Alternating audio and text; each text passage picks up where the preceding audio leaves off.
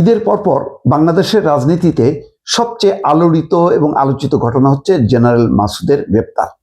সর্বশেষ খবর জানা গেল যে 5 দিনের রিমান্ড চাইবে মানব পাচার মামলায়।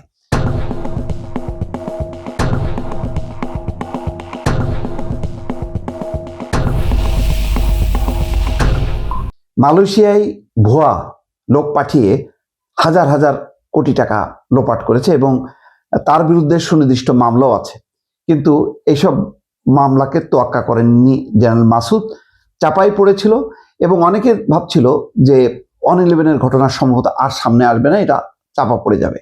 কিন্তু না দর্শক, দেখা গেল এই ঘটনা আবার নতুন করে সামনে চলে আসলো এবং রাজনীতির নতুন আলাপ আলোচনা এখন সামনে চলে এসছে এবং রীতিমতো এর নানা দিক নিয়ে বিচার বিশ্লেষণ চলছে। প্রশ্ন হচ্ছে, কে এই জেনারেল মাসুদ? একদিকে জিয়া পরিবারের সঙ্গে তার আত্মীয়তা আছে, সেই কথাটিও বাংলা ট্রিবিউনের এক আলোচনায় দেখছি যে পারিবারিকভাবে তিনি সাবেক প্রধানমন্ত্রী খালেদা জিয়ার আত্মীয়।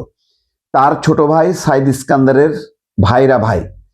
এই সম্পর্কের জেরে তার পদোন্নতি এবং প্রভাব বিস্তারের বিষয়টি নিয়েও বিভিন্ন সময় আলোচনা হয়েছে। অবসরের পর তিনি জনশক্তি রপ্তানি এবং রেস্টুরেন্ট ব্যবসায় জড়ান। মালয়েশিয়ার শ্রম বাজারে কারসাজি এবং প্রতারণার অভিযোগ রয়েছে তার বিরুদ্ধে। গত বছরের 25শে আগস্ট মাসুদ উদ্দিন চৌধুরী সহ 33 জনের বিরুদ্ধে 100 কোটি টাকার অর্থ পাচারের অভিযোগে মামলা করে পুলিশের অপরাধ তদন্ত বিভাগ। তার বিরুদ্ধে হাজার হাজার কোটি টাকা পাচারের অভিযোগ রয়েছে। এখন দীর্ঘ সময়, এমনকি 2024 সালের জুলাই আগস্টের আন্দোলনের সময় ফেনীর মহিপালে গুলিতে 11 জন নিহতের ঘটনায় দায়ের হওয়া মামলাগুলোর অন্যতম আসামি ছিলেন এই মাসুদ উদ্দিন চৌধুরী। দীর্ঘ সময় গ্রেপ্তার এড়িয়ে যাওয়ার পর অবশেষে তার আটক হওয়া নতুন করে আলোচনার জন্ম দিয়েছে। 1/11-র নেপথ্যের কারিগর হিসেবে পরিচিত এই সাবেক জেনারেলের গ্রেপ্তার এখন শুধু একটি আইনি ঘটনা নয়, বরং বাংলাদেশের সাম্প্রতিক রাজনীতির ইতিহাসে একটি গুরুত্বপূর্ণ অধ্যায় আবার নতুন করে সামনে আসলো, যেখানে তার পৃষ্ঠপোষক কারা? আওয়ামী লীগ, শেখ হাসিনা এবং জাতীয় পার্টি। তারা মিলে মাসুদ উদ্দিন চৌধুরীকে প্রতিষ্ঠিত করেছেন, তাকে কূটনীতিক বানিয়েছেন, তাকে রাজনীতিক বানিয়েছে।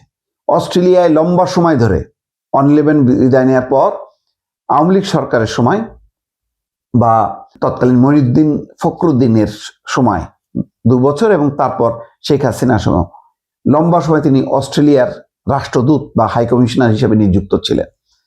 তারপর সেখান থেকে অবসর নেওয়ার পর তিনি রাজনীতিতে যুক্ত হন, জাতীয় পার্টিতে, এবং ফেনী 3 আসন থেকে সম্ভবত 2বার তিনি এমপি নির্বাচিত হন জালিয়াতির ভোটের মাধ্যমে। কিন্তু এত কিছুর পরও পার পাননি।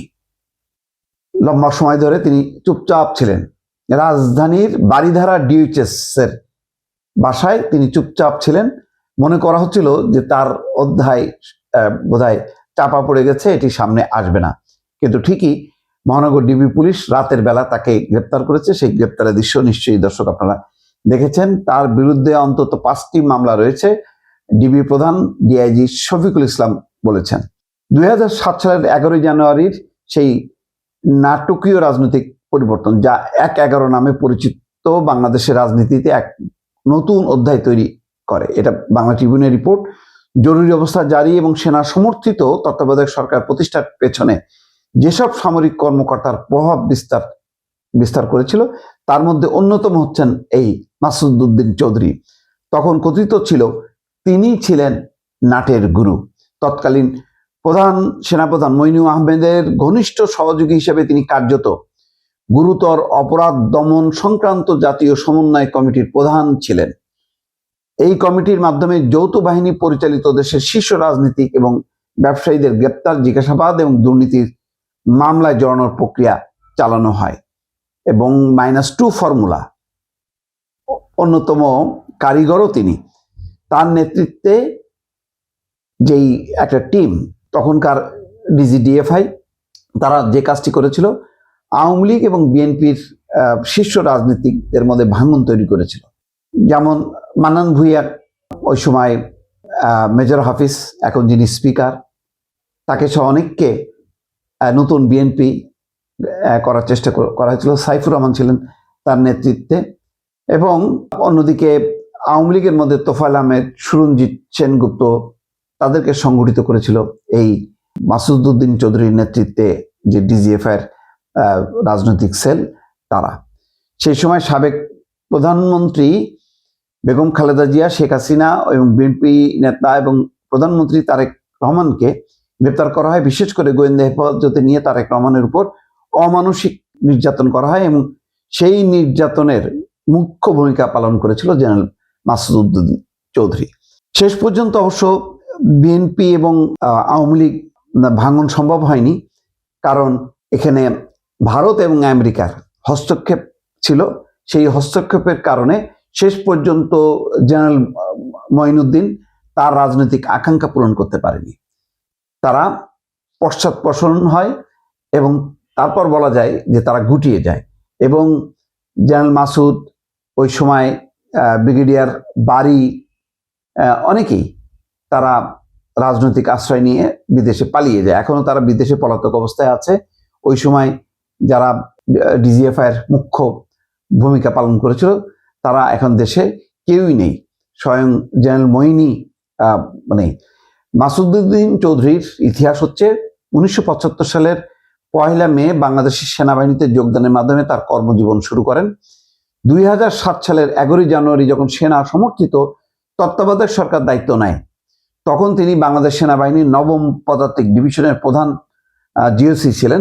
একই বছর তিনি মেজর জেনারেল থেকে পদোন্নতি পেয়ে লেফটেন্যান্ট জেনারেল হন। তিনি সশস্ত্র বাহিনীর প্রিন্সিপাল স্টাফ অফিসার হিসাবেও দায়িত্ব পালন করেন। সেই সময় মাসুদউদ্দিন চৌধুরী তার অধীন সেনা ব্যাটালিয়নের সহযোগিতায় বঙ্গভবনের নিয়ন্ত্রণ নেন।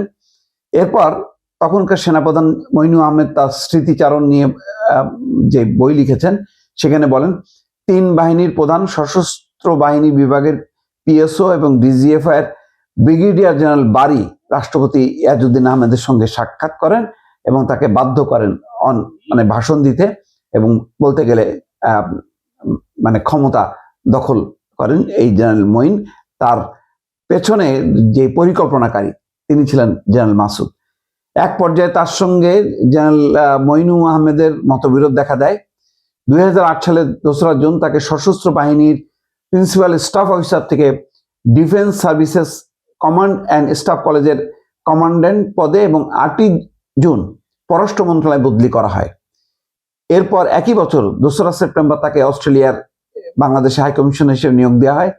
2008 সালের 4 নভেম্বর তিনি হাই কমিশনার হিসাবে অস্ট্রেলিয়ার দায়িত্ব গ্রহণ করেন। 2011 সালের 29 জুন তার চাকরির মেয়াদ শেষ হলো। পরবর্তীকালে একাধিকবার তার চাকরির মেয়াদ বাড়ানো হয় এবং 2014 সাল পর্যন্ত তিনি অস্ট্রেলিয়ায় বাংলাদেশ হাই কমিশনার হিসেবে দায়িত্ব পালনের পর অবসর গ্রহণ করেন। এবং প্রথমে অন-11 সরকার, তারপরে শেখ হাসিনা সরকার পৃষ্ঠপোষকতা করে এই জেনারেল মাসুদ। তো শেষ পর্যন্ত জেনারেল মাসুদ এত নাটকীয় ঘটনার মধ্যে আবর্তিত হবার পরও শেষ রক্ষা হয়নি। এখন তিনি বন্দী, তার বিরুদ্ধে মামলা হবে পরিষ্কার, রিমান্ড চাওয়া হয়েছে। নিশ্চয়ই আরো মামলার নানা দিক ইতিমধ্যে সামনে চলে আসবে দর্শক।